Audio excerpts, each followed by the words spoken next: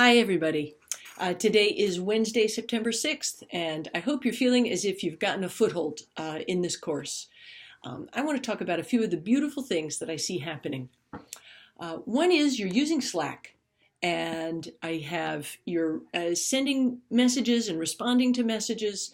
Um, Meredith set up an emoji by her profile, which is kind of fun and inspired me to do the same. And Sydney sent me a direct message about timing of assignments, and it occurred to me that a bunch of you may run across this.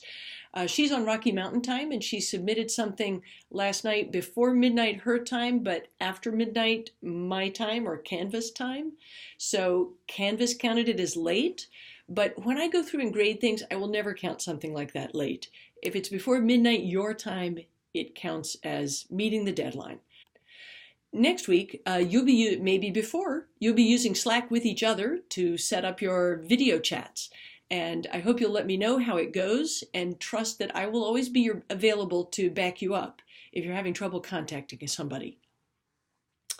So another beautiful thing that I've seen going on is the what kind of learner are you discussion. That was in day 3 of the orientation unit. And I was just so interested in the kinds of things that you all referenced. So, for example, Jordan was the one who started it off, and she talked about being fully present in the course as a kind of a personal goal. And Samuel kind of talked about the flip side of that, the challenges associated with getting distracted. And it's so easy to get distracted when, the whole world is like a click away. Not exactly like being in class.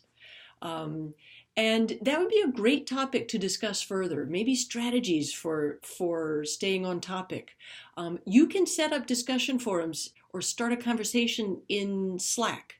And I welcome you to do that and keep your eye on how that distraction factor is working out for you. Mason talked about liking to look over a unit before it starts. And this at a glance page is made to facilitate exactly that kind of getting your bearings in a unit. I hope you're finding it useful. It's the first year I've used it, so I'd love to get some feedback about this page.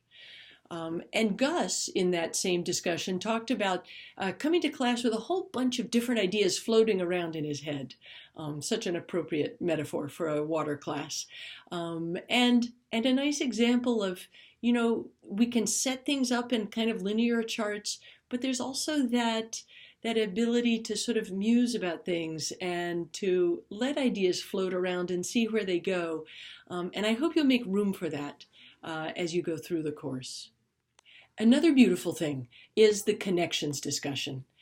There have been so many beautiful ideas that have cropped up as you've talked about golf and frisbee golf and travel and pets and painting and, lots of points of contact. And some more still to come as Isaac begins to participate in that discussion later today. I've been a little sad that sort of spirit of fun and storytelling hasn't carried over so much into the early discussions in Unit 1. I know that precipitation and watershed may seem like drier topics, but Sophie and I had a little exchange that involved a story about precipitation, and it would be nice to know, and I think there's more opportunity than you might think to kind of share yourself in these discussions. For one thing, it'd be nice to know how you selected your alt location, how it is that you feel connected to this other place where you don't live. So keep looking for ways to bind our far-flung group together and personalize the content of the course. The autobiography pieces are a kind of clear opportunity for that, but current events can be personal too. And I hope you'll keep looking to share the significance of the content we're talking about and ask each other questions, discover the similarities and contrasts of our experiences. I want to return here to the at a glance page and talk a little bit about what's ahead next week. It may not be quite as linear as it appears because you all are going to do these Zoom calls with a partner at different times during the week. So if your call falls later in the week, try to move ahead with some of the other assignments. As long as you keep going with that steady hour a day investment, I think it's all going to work out pretty well. And finally, there is towards the end of the week this above and beyond concept. And you may want to give that some attention earlier. It's not due till the end of the week next week, but it can be done anytime in this unit. The concept in this course is that the activities I design for you will add up to about a B+ if you do them all on time and well. You get to determine that extra 10% that gets you into the A range. And this is the place where you get to share whatever you do.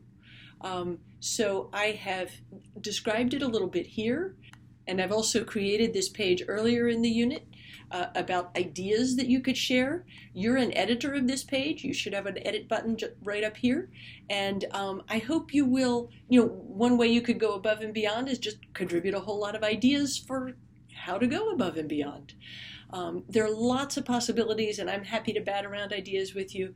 And I hope you'll give that some thought, maybe earlier than the end of next week, although that would be your deadline for it, if you choose to do it.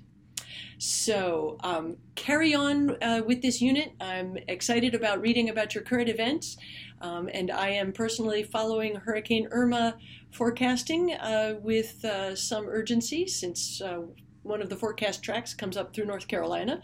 So, but that's not going to be for a number of days yet. So there are a lot of places that are going to get harder hit. So let's all keep our eye on that and wish the best for people in islands in the Caribbean and in Florida.